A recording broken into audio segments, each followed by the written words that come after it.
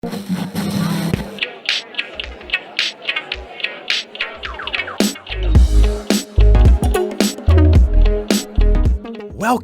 to Backseat Confessions Podcast. Slide into the backseat as we listen to mostly anonymous strangers tell us stories from their lives. I'm a rideshare driver in Atlanta, and the people getting in my car have absolutely no idea I'm going to ask them to share. My commitment to you is to tell at least a snippet of virtually every story recorded in my car in the order they were told to me. My hope is that you laugh, cringe, cry, but mostly connect to these amazing people. You may find a piece of your own story or just feel more connected to the rest of us. Join us, won't you? So, hey, my new friend, this is an adult podcast. Themes and languages are definitely not suitable for everyone. Listener discretion is advised.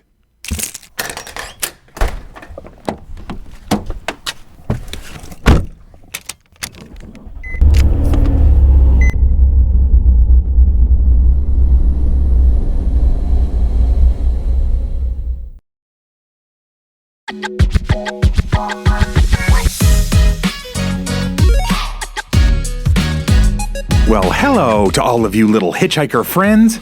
So glad you're joining us today as we travel all over the greater Atlanta area and listen to everyone's stories. I wonder, what would you talk about if you were to climb into the backseat, huh? All right, let's get this show on the road.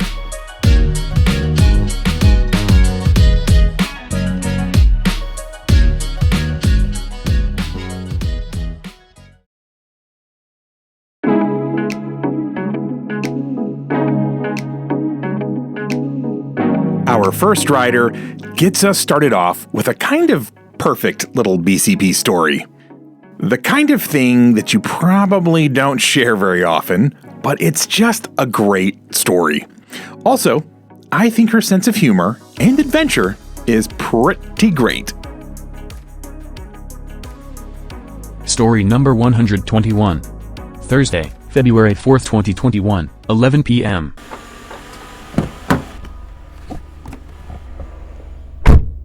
But so I moved to a new city. Okay. From obviously an older city. Ooh, I like that. Very mysterious. I know. I really like to set the bar high. Yeah.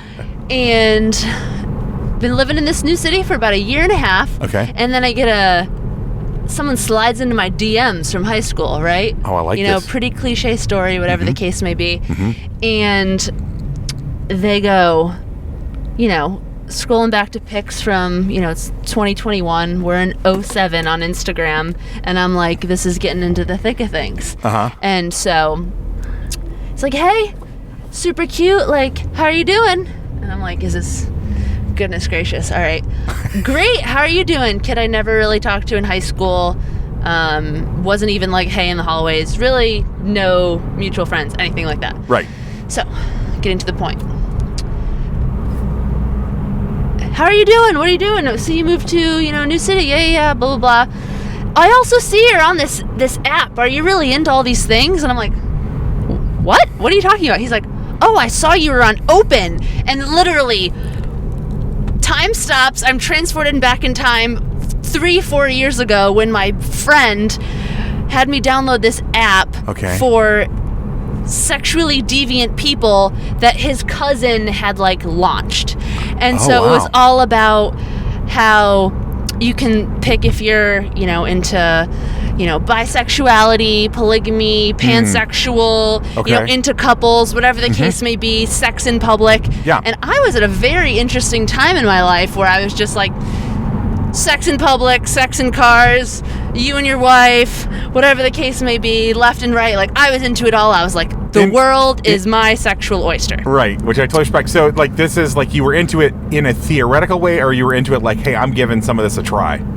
is this necessary to answer that part? Yeah, of course it's necessary, Katie. What do you... Oh, yeah, for sure. I mean, I was definitely into it all, like, sexually deviant side. And I would say with trusting safe sexual partners, protection, all of that, boyfriend at the time, you know, let's do this here, let's do that. Very adventurous with the right human, not strangers with, like, someone I'd be seeing. Yeah, love it. Now, what's the difference between open and, like, a FetLife or one of the BDSM type of things? Interesting. Was also on FetLife. Okay. Very similar, except this is structured and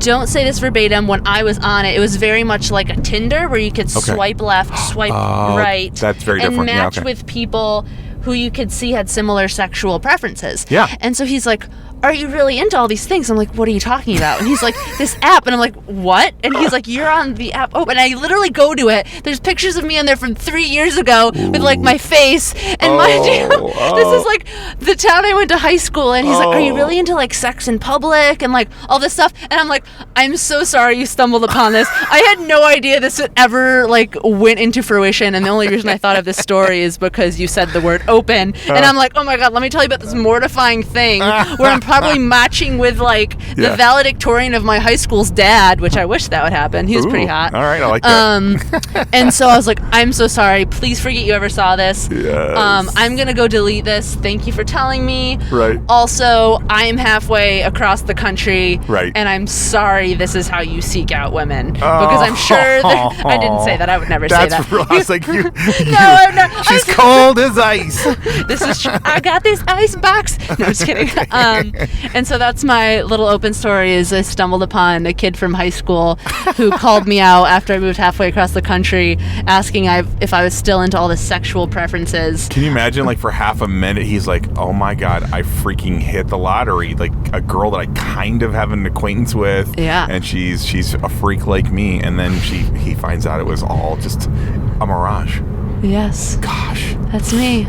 You're just a mirage. I'm like Katie. a sexual Carmen Sandiego. I'm copywriting that line. That's mine. That's a bumper sticker. No, dang it. I was going to build a whole empire off that too. Oh, it's all good. 10%. Okay. All right. No, I like it. 60-40. 60-40. All right. Katie, you're amazing. Thank you for sharing your story and thank you for being so open. Absolutely. Here for you, man. All right. Thanks for having my dumb joke, by the way. Thanks for having me. Oh, absolutely. Also, you missed that turn signal. I did? No, I'm just kidding. We've been on a straightaway. I'm just busting your chops. All right. Yeah. Well, so far I've not done great at picking up. Have a great night. Thank you. Thanks.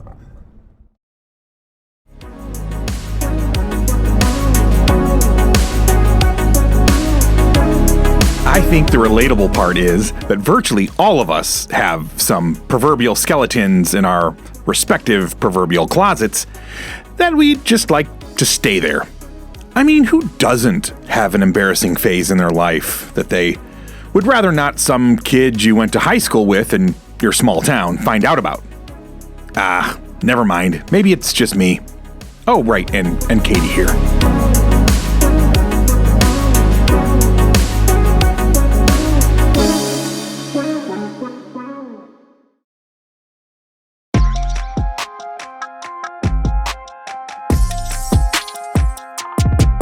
This next young lady may have had a couple of drinks in her, and she was ready to share about her experiences in the strip club world. Feels like this story would have gone well with the last episode, where we had 2 strip club stories. Also, while I was recording the conversation, I said it was the 121st story, but it's actually the 122nd story.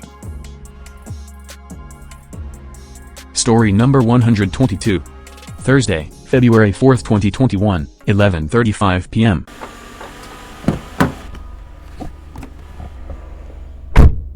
Okay, so we're going to do something a little different. You said you'd love to talk, but don't have a specific story. So we're going to do, I guess, a mini interview. And we're going to start off with, I picked you up from a strip club where you waitress. Is that correct? Okay. Absolutely. Tell me a little bit about what it's like to be a waitress at a strip club. Okay, so it's just so much. When people are really drunk, they don't even know where they're at. Wow. They just tell me, like, let me get this drink. And they're like, oh, I never forgot. Look, I already paid you. I'm like, no, you did not pay me. Like, girl, you showing your booty hole, but you can't pay me. Like, you getting paid for that booty hole, girl. Like, I need my money too. Right. So. Yeah. Tell me, like, what is one of the craziest things you've seen go down in the last maybe month or two? In a month or two, well... Or longer, but, like... Just a lot of people jack off dicks, bro. Oh, really? Sorry. Okay. Yes. So, like, legit, like, do you see this, or do you just kind of know what's going on? Okay, so I, over the pants kind of shit, yes, I see it. Okay, wow. So you're, like... But in the VIP, look, yeah. I'm from some other club, which was really well known. Yep. Kind of shut down. Yep, okay. So, that shit was... We were making so much money in there. Really? But now, this club is different. So they kind of keep it to a certain point, and like they don't want PDA and shit like that. Got so it. just dancing and all that shit. But yeah, just like over the pants shit. But in VIP, oof, I've seen bitches sucking dick. Wow. I've seen bitches on the dick. Wow, really? That's crazy. Wow. No, it's not crazy. It's just normal. Like, it's normal. Yeah, I'm not a strip club guy, so I don't. Yeah, that Are whole... you not a no strip club guy? No. Come on, bro. No. Like, what do you do? You just this is all you do? Yeah, pretty much. Oh my God. But even when I was like in my single wild years, it just wasn't really my gig. But that's why it's so interesting to me. Honestly, this is not about me. It's about you. But for me, but what I'm saying is, why was it never interesting to you? I think I know why. Is I always felt like I didn't want to have to pay girls to like pay attention I'm not to me. paying for a mortgage. I'm not paying for student loans. Not that. Like, I just didn't want to pay for a girl to I wanted to know the girl if she actually liked me because she thought I was cute or because she liked my personality. In that kind of atmosphere, come on now, you should know better. Yeah, that's why I didn't like it. Right, that's why I didn't like it. So, okay, so tell me how. What else you want to know? Tell me, baby. Tell me. Talk to me. How did you end up finding your way into doing waitressing in that particular world versus like I used to dance. Oh, you did? Yes. Okay, so you were already familiar then with the scene. Factory. Yes. I was already there. I already did that. Stay to the left lane. Yes, wait, hold on. I need to talk to my security. I'm sorry. Oh no, you're good. But yeah, I used to dance, and that shit was cool for a while, but after a while I was like, oh my God, I need to do something else. Yeah. So I started waitressing at the same place that I was at, okay. and it was cool, whatever. Yep. But yeah, the life, it just sucks you in, bro. Does it? Yes. I feel like because the money is so good. Right. Yeah, the money's so good. And it's cash. Right. But like, okay, and if I'm wrong, I don't want to put words in your mouth, but does it also like drain your soul in some way, or are you? Yeah. Okay. Can we put this on? Put it on pause. Put it on pause. Okay. So yeah, that's one of the things I know when I've talked to some people. I'm just like who are in the environment. It just feels like I agree. The money seems to be fantastic, but like their soul is just like so drained. I've seen so many girls. Yeah.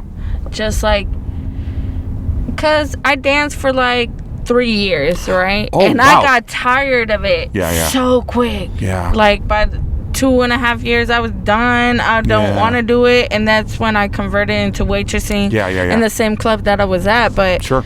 That shit is just so draining. Yep. You're depressed. Right. Everybody needs to fucking drink. Right. Like, yes. Just to like. That's what I've heard. Yeah. Yes, you need a drink. Just to get through the day. Yeah, exactly. Or the night, yeah. I'm not no pill popper, Right. cocaine, Good. nothing like that. I smoke weed. Look, I smoke weed and drink. You're in Atlanta. You're in Atlanta. I'm from California. Well, I need some fucking weed. Like. That's true. But okay, so and then because we're getting close to dropping you off, so let me ask you this: what is your like passion or dream? Is it to stay in this? I just want to be happy. Okay, so I just want to be happy because that can come in so many different forms for people. Yeah. And what is a happy? If you were to just paint a happy life right now, what would Carly's happy life look like? I would be on a beach, on the side of the beach, just ocean. Yep. Because I'm from California, I love all that shit. I love California. And just paint and draw and make clothes. Oh. And make clothes. Ooh, I love clothes. So you're an artist. Oh yeah, I definitely have paintings and I draw. I like pencil. I love that. For the most part, I don't do color pencil or anything like that. But yeah, that shit is so awesome to me. I love clothes and drawing and painting. Wow. Painting is a little difficult, but thank you for all these questions. You have been a doll. Well, I appreciate you so much. And this is what I've been looking for, which is so funny because I'm like, I wish I would be on a podcast or something. Like, and I feel like, I got the microphone on. Yeah, and you know, this is okay. So you're the 121st story that I've gotten, and I've never done it interview style. So you're the very first person I've ever done it with. So you're amazing, and you broke new ground tonight in the world. I'm sorry, I like questions. I love it. No, it's perfect. Carly, thank you so much. Thank you so much, my love. I appreciate you and stay blessed. Yes, you too.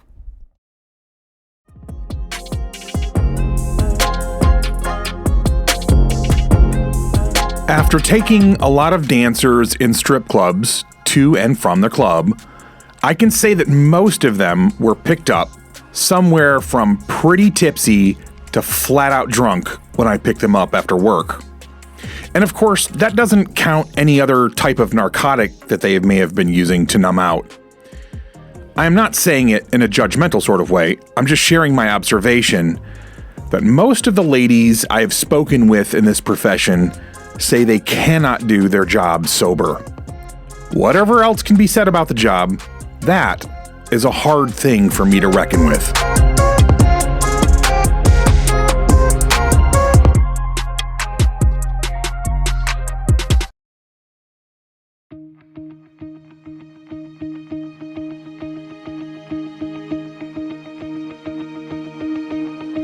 You can learn a lot from people that come from a very different background and socioeconomic place than you are from.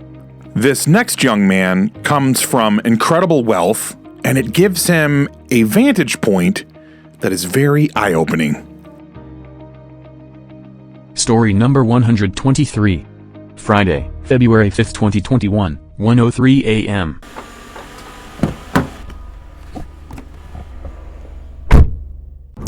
So I was very blessed in life. Okay. My father actually created a restaurant that is known globally. Really? Or I'm sorry, nationally. Okay. Yeah. Wow. We have about 1,000 locations throughout the Southeast. Wow. Okay, that's amazing. And I now work for that company. That's amazing. I started my own construction company with that. Okay. But I now open up. So I worked for the company back when I was in college. I used to cater sororities and fraternities and kind of just dabbled in a little bit. Told my dad, look, Dad, let me try my own thing. Yeah. Left the company, started my own thing, and started a construction company. Yeah. In 3 years, we're expected to do around $30 million, so that's pretty dope. Dang, bro. Commercial, I assume? Residential and commercial. Okay, both. Wow. So now I am back in my father's footsteps, and I now open up new markets with celebrities and athletes. Yeah. Which is super dope. From that, I have learned along my journey of life, I'm 27 years old, that life, it's not about being successful, it's not about making money, it's about giving back. And wow, I couldn't agree with you more, by the way, but that's amazing. I have you're young to have learned that, by the way. Created a nonprofit called Happy Feet. Okay. And it's where we actually bring people with disabilities into our community, and we give them jobs, because people with disabilities, like Down syndrome, they sit after they age out of programs, they sit on the parents' couch for the next 15, 20 years and just watch TV. So created this program for them, and it's a life-changing experience whenever you work with people with special needs, because people think that these kids or these people, people look down on them because of their disability, but in reality, these people that have these disabilities are gifted with the fact that they're not corrupt by the outside world, and the only thing that they can give you is love. So their souls are just pure, and so you think going into it being surrounded by them that you're going to teach them, but in reality they teach you and they help you. Like, they have changed my life in a way that I can't even describe, because being surrounded by someone that's not corrupt by the outside world, with everything that's going on and with just all the bullshit and everything that's just terrible.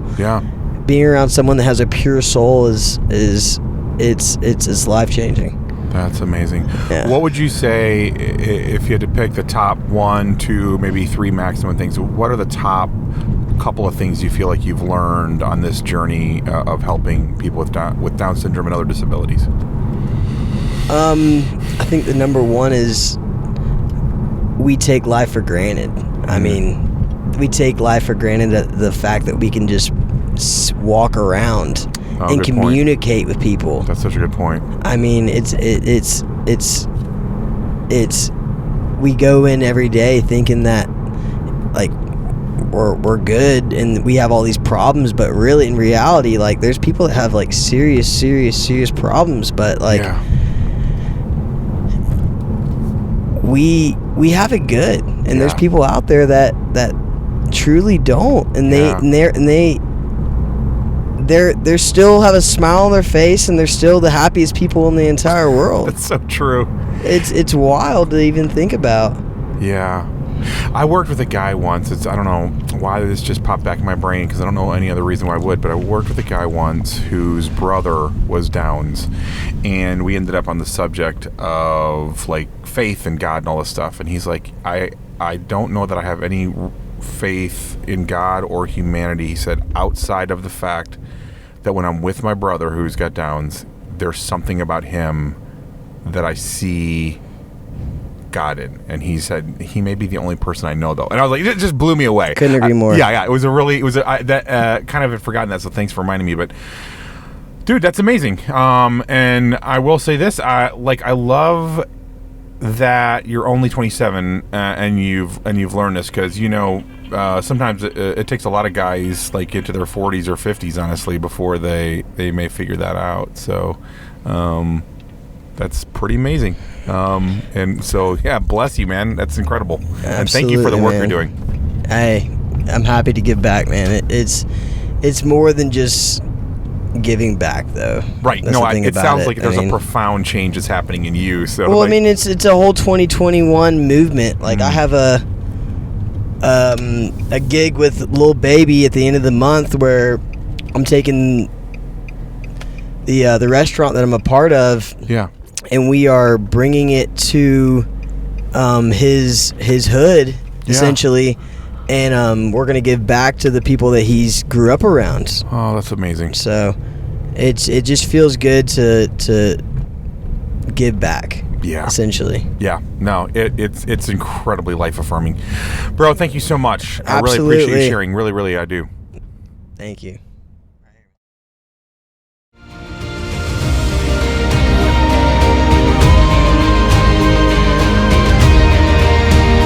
When a wealthy person tells you that having money is not what makes you happy or satisfied, you can take that to the bank. Truly, no matter what your financial position is, helping others and learning from those that don't have the same capacity as you can really help bring meaning and purpose into your life.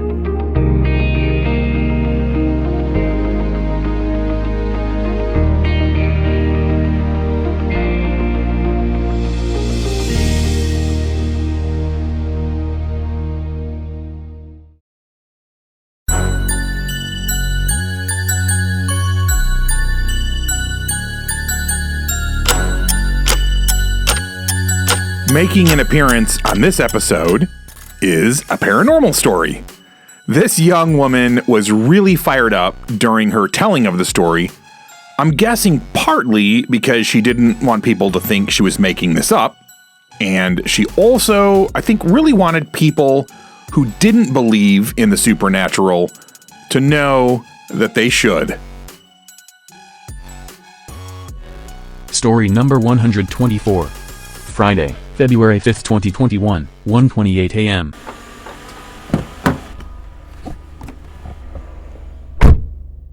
I was living on the west side of Atlanta because I'm from Atlanta. So I was living from the west side of Atlanta. The area, it was what we could afford because I was buying houses for myself. So it was what I could afford. So I done heard some stories about the area, people dying or whatever in the area and stuff. So I'm not thinking of it. I'm like, man, that's, Yeah. So I'm in the house one day and I'm watching like documentaries of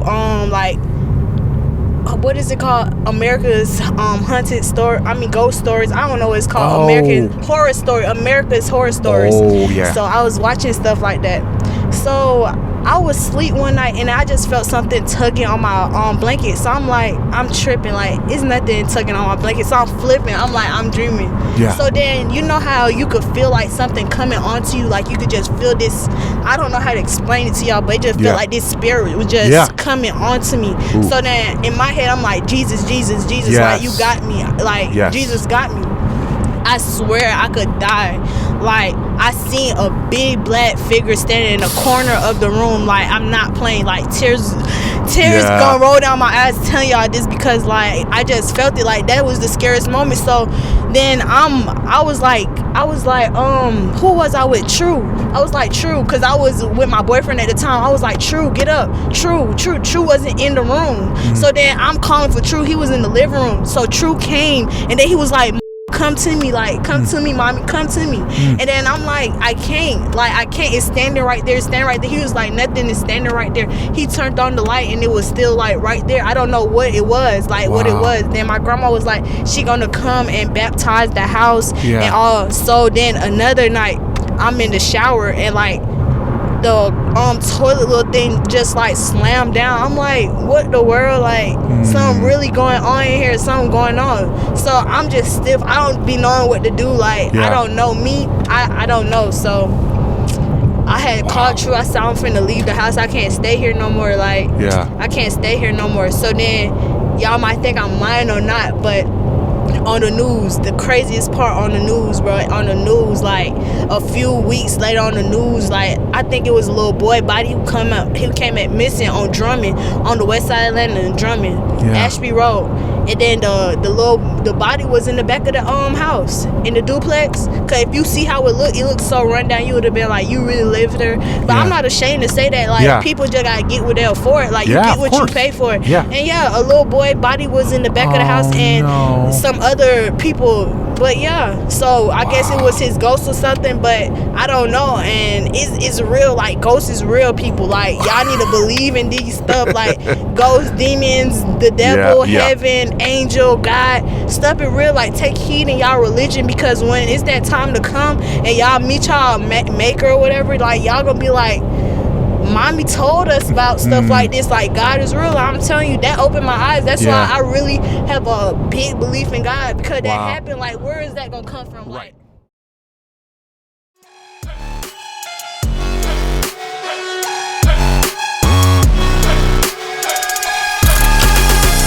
She talked for quite a while after this about her beliefs in how souls don't always go right to heaven. She also said that the boy was 14 or 15 years old that got killed, and unfortunately was out gangbanging. So he lived hard and died young, unfortunately. She said her bedroom window looked out over the overgrown courtyard area, where she awoke one morning to cops pulling the body out. She also said that her grandmother was the one that helped her no longer fear evil spirits. A combination of prayer, holy water, a Bible under her pillow, and a rosary necklace that she wears help her feel protected. She said she can still sense the presence of something dark watching her, but she is now untouchable so she doesn't have much fear anymore.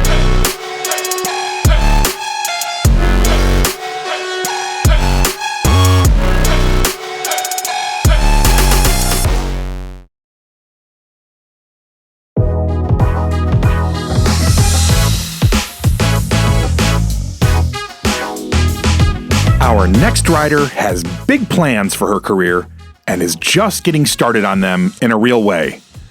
There are few things more exciting than starting a job that is in line with where you are wanting to go. Story number 125. Friday, February 5th, 2021, 9:09 p.m.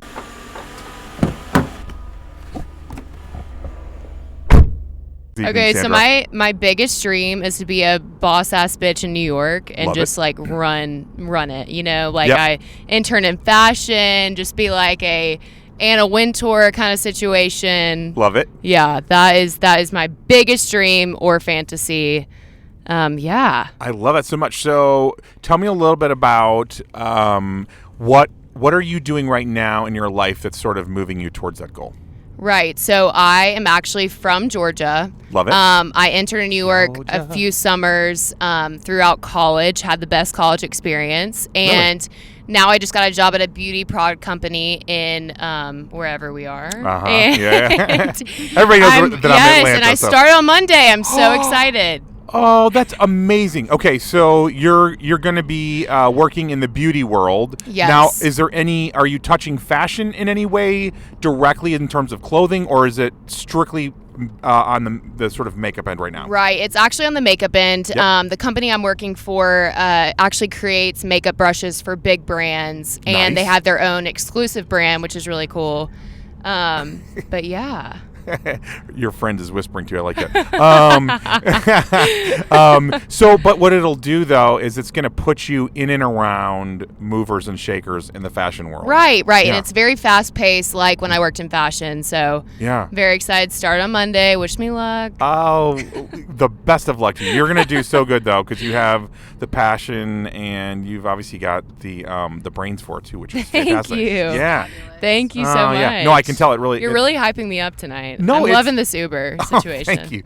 But no, I'm being totally serious. If I may say so myself, one of my gifts is reading people, and I can definitely tell like you're the real deal.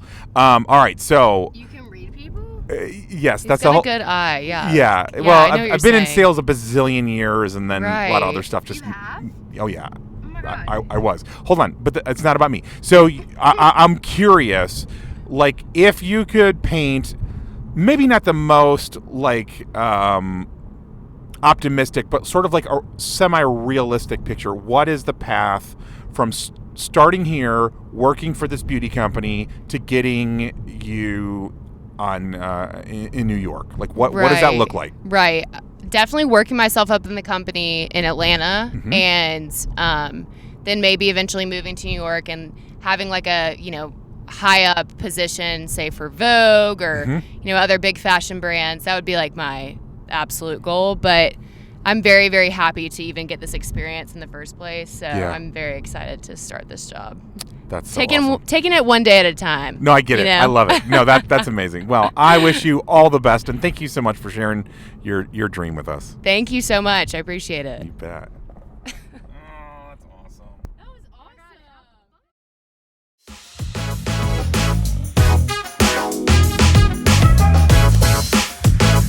I love the enthusiasm, and I hope all is going well for her. It would be pretty interesting to interview her now and see if the job was what she had hoped it would be, and if she's still on track to work her way towards New York City.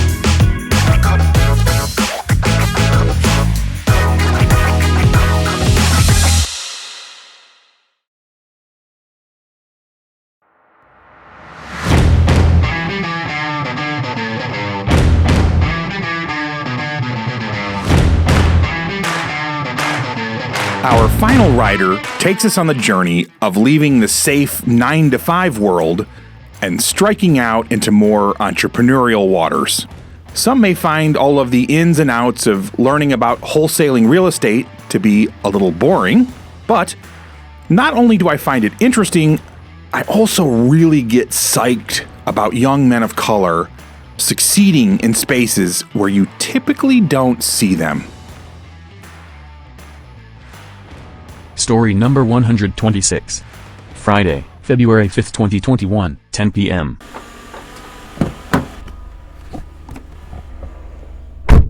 Hey, so I'm Marcus. I'm from Memphis, Tennessee. I'm in real estate, and I just want to, tell my story about, where I started as a 9-to-5 and how I got into real estate. I love that, dude. Yeah, tell me. By the way, if you don't mind, how old are you? You seem young. I'm 27 years old.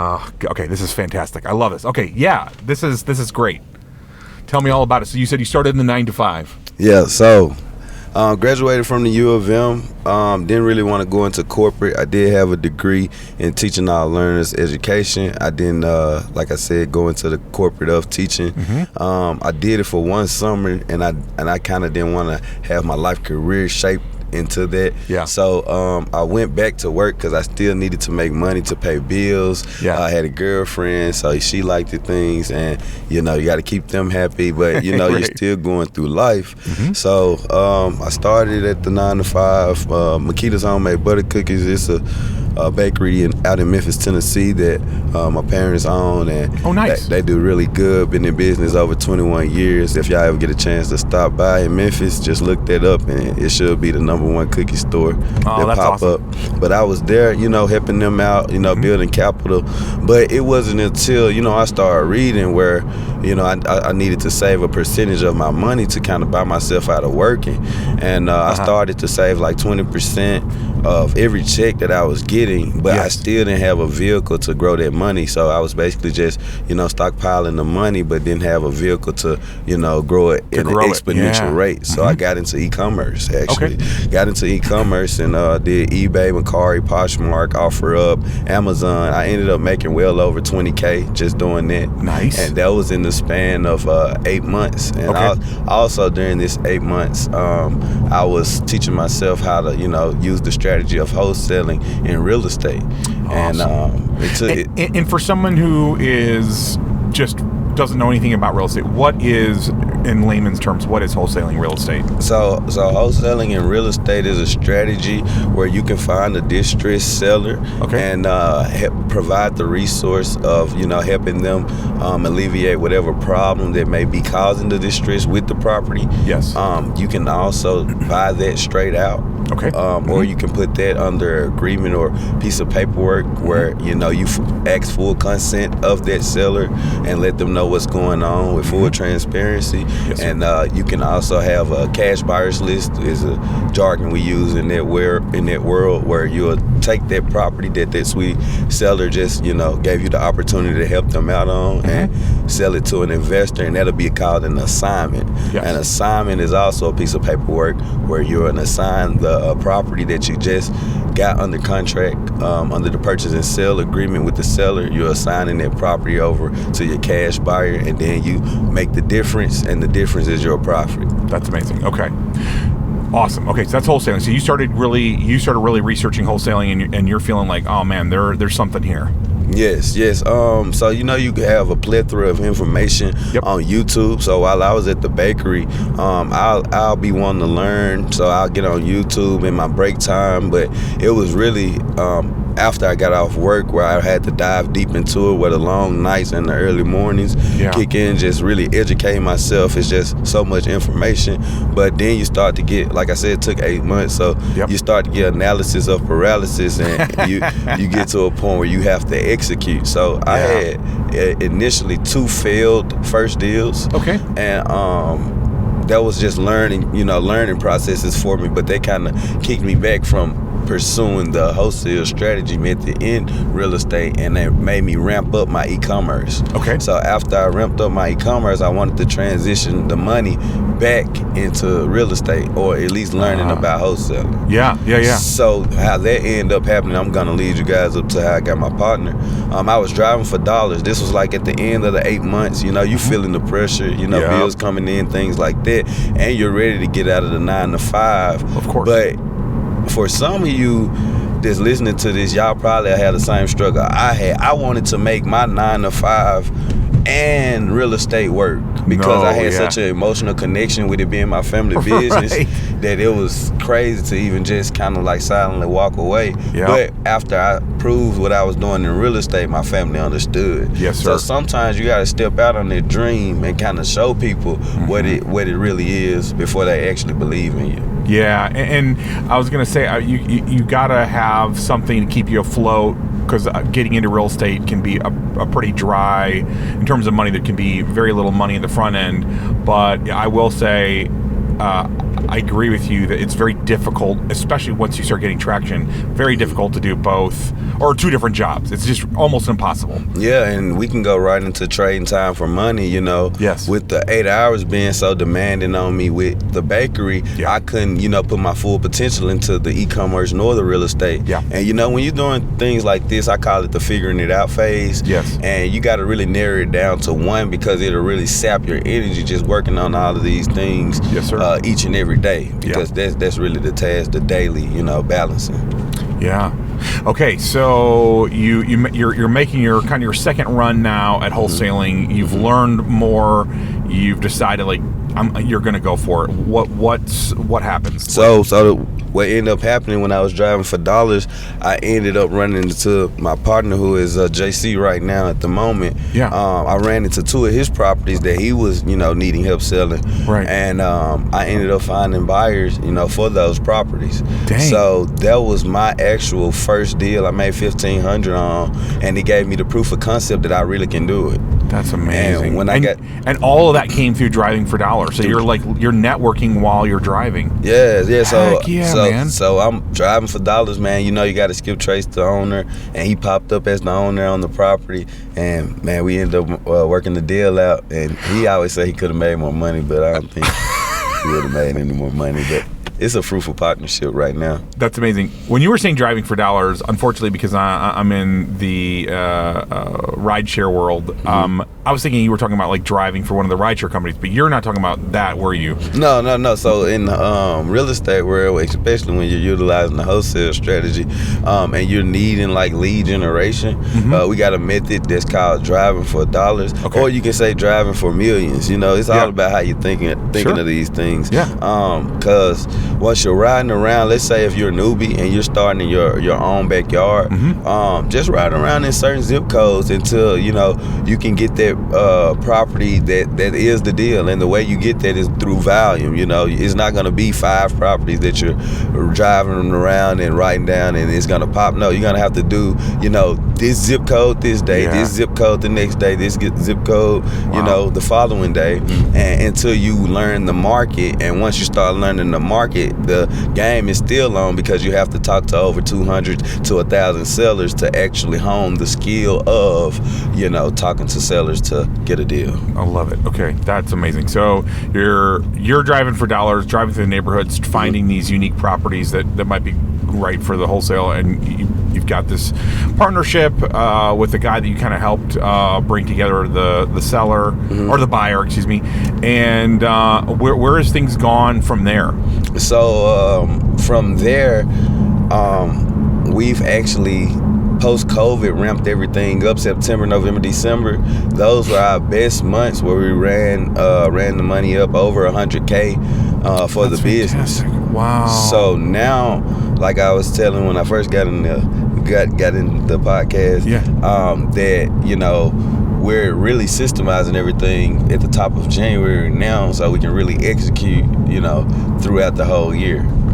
And by systematizing, you're then planning on bringing other people into this organization. Right. So once you're, you know, getting into the advanced things, after you go through all the grunt work of their first initial year, it may take, you know, a year and a half, but you will make it through. Once you get through that grunt phase, you'll see that you want to take that initial check and invest it right into the business, because the checks and the strategy of wholesaling are so variable that you don't want to go back to square A of chasing the first check, you know, just to build the infrastructure of your business. Yes. That is so powerful. By reinvesting in yourself, you're going to grow your money exponentially, and you're, like you said, keep yourself from sliding backwards. Wow, that's phenomenal. Gosh, I guess maybe the sort of the ending question is kind of like what is your guys' vision or plan for the future? Like, where do you see this going? What's your 3 to 5 year plan? We want to be the best real estate company in the world.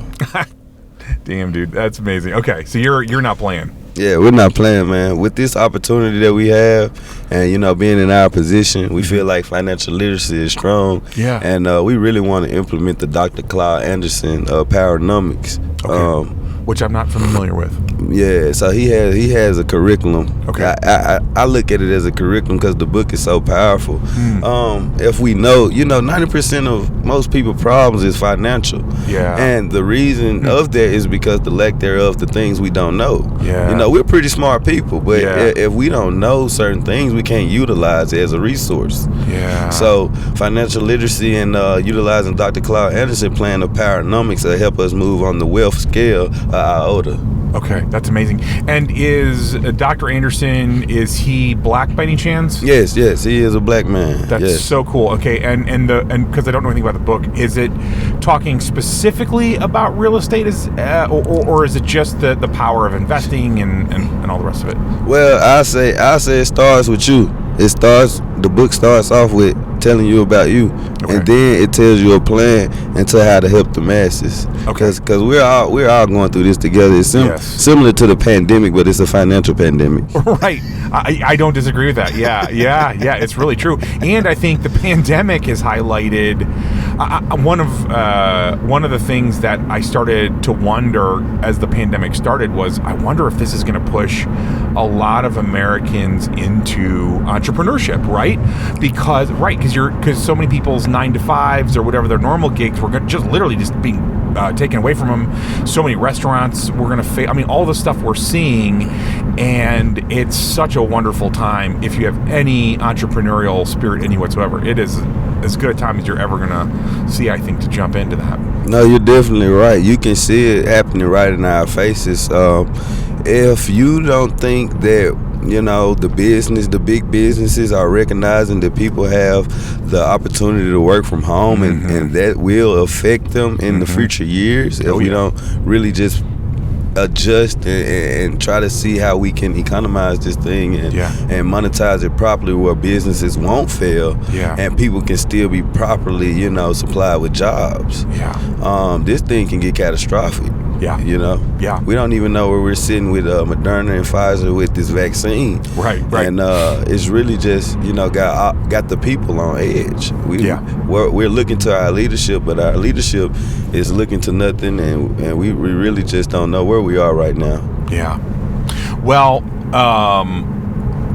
I think it's just really cool because there's not too many young black 27-year-old guys who have gotten in on just kind of like through like the book resources with Dr. Anderson, with YouTube, done the research, found out that this whole real estate, making money in real estate, is actually accessible to, I mean, you seem like a very regular person. I don't think you came from like a bunch of money or whatever. Like you're just a regular guy and you're making it happen. So, I mean, I really hope that this episode is, or this story, if you will, inspires other people that are maybe feeling like they're at the margins and they're not really part of, in the know or whatever, and that they can go out and they can actually do the research and that they can make it happen. That is so awesome. No, I definitely agree with you, and we got to think about it with everything that's going on right now. This one story right here can take somebody out of depression. Yes. It could cure that anxiety, or it can help you make your next $1 million. Wow. Just off bridging the gap of something that you may not know. Well, you didn't ask me to do this, and there may not be anything that you're doing along these lines, but and this podcast isn't about like pushing anybody's particular product or whatever, but I feel really passionate about helping people in communities where there's not a lot of financial literacy, where there's not a lot of people around them doing things like this to get access to it. Because I love what you're saying so much. You actually said something right before we started. What did you say what was the saying you said about somebody's actions can be somebody else's liberation. What was that? Yeah, so when we're doing great things, we liberate others through our actions. We liberate others through our actions. I love that so much. Okay, so here's the thing. Are you in the business of passing along information or in some ways empowering people, and then there's some sort of a business angle for you? Is there something we can promote, like a website or something for you personally, or no? Yes, I have an Instagram. Y'all can follow me on Memphis Nino. That's spelled MEMPHISNINO. It's just a Memphis artist thing. Just a natural creative. Y'all can follow me on IG if y'all have any questions about, coming into real estate and utilizing the wholesale strategy for the first time, or even if you just have, questions around any advice, just direct message me and I'd love to answer that question for you or be a resource to you. Dude, I don't know why it's just something in my heart. So I just bless you so much. I am, like I said, I already said I was proud of you, but like I really hope that there, like you said, even if it's just a handful of people that hear this, it gets them off the couch, maybe out of anxiety, depression, feeling stuck, and that they actually do reach out to you, Marcus. I'm loving it. I'm loving what you're doing, and I hope that other people are able to be inspired and helped by what you're doing. Y'all better watch out. This podcast is gonna go very live across the world. You know what? I'll take that. I'm excited about it. This is my little baby. But honestly, Marcus, seriously, from the bottom of my heart, thank you so much for sharing today. Really. No, thank you. I'm proud to. Yes, sir.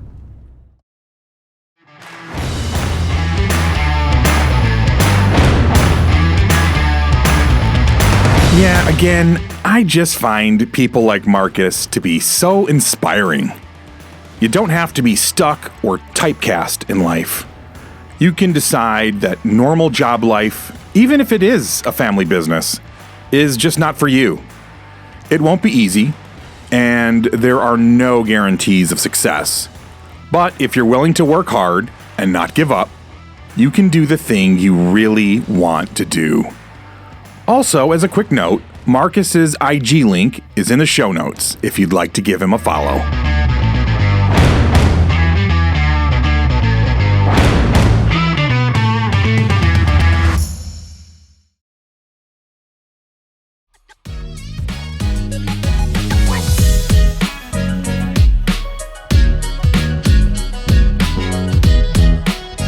Well, we've covered a nice range of topics, from sexual embarrassment to the paranormal, but 3 of our riders today talk in one way or another about what they do for a living. From the wealthy young man who isn't just a trust fund baby, but has found ways to make his life mean something, to the young lady on her first steps towards being a boss-ass bitch, as she put it, to our last rider who shared his journey out of the expected career path. And our last rider reminds me of a quote that I want to leave us all with today. It is from one of my favorite movies of all time. And it is a quote that has just stayed with me ever since I heard it. The movie is The Imitation Game. And as a side note, if you've never seen it, even if you're not a World War II buff, it's worth watching for the cinematography and the writing and the storyline and the acting and all of that good stuff. And it's based on a true story, my favorite. But the narrator, who is talking about the main character, who in real life saved millions of lives with his invention, said this: "Sometimes it's the very people who no one imagines anything of who do the things no one can imagine."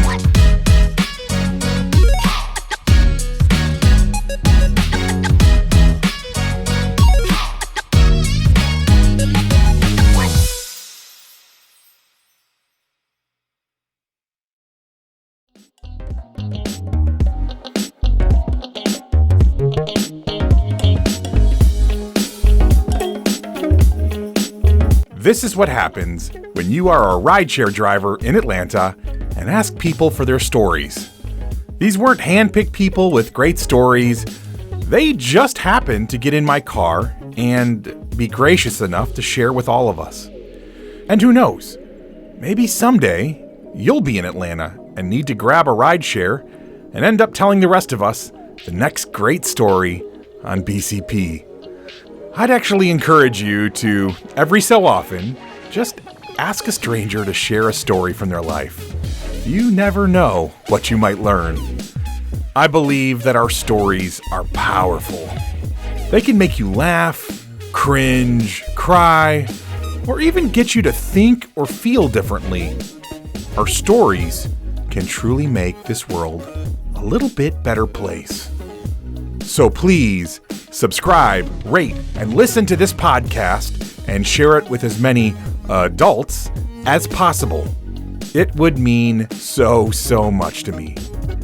First and foremost, I want to thank the incredible writers who trusted me with your stories. You're my heroes. Thanks also to all the people in the background who have believed in this project/dream.